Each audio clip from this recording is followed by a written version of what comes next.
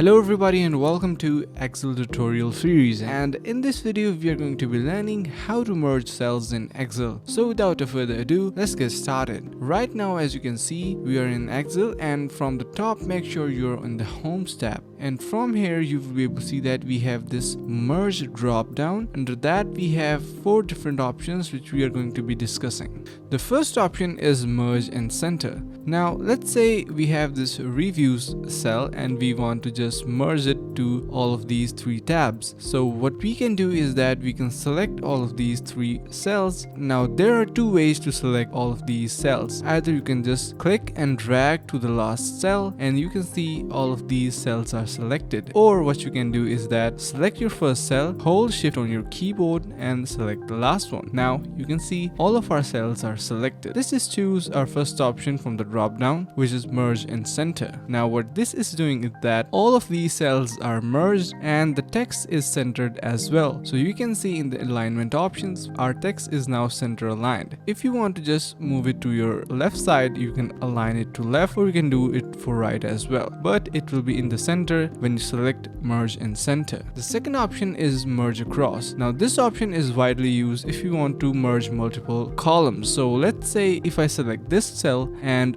the last one as well. Now what I want to do is that I want to merge these 3 columns, so there would be 3 different rows. You can go to the drop down and select merge across, and now here you can see we have 3 different lines or big cells in here where you can write reviews easily. If you want to just unmerge all of this, you can simply select unmerge cells, and here you will be able to see that our cells are unmerged. Now the last is merge cells. This option could be used, let's say if I want to merge all of these cells mentioning client's data, which is the title of this table. If I select merge cells, you can see there is now a big cell, or all of these cells are basically merged. So that's a pretty simple process how to merge, and I really hope you understood the concept and learned something new. If you did so, make sure to subscribe to the channel, like the video and share with your friends. Thanks for watching. See you in the next one.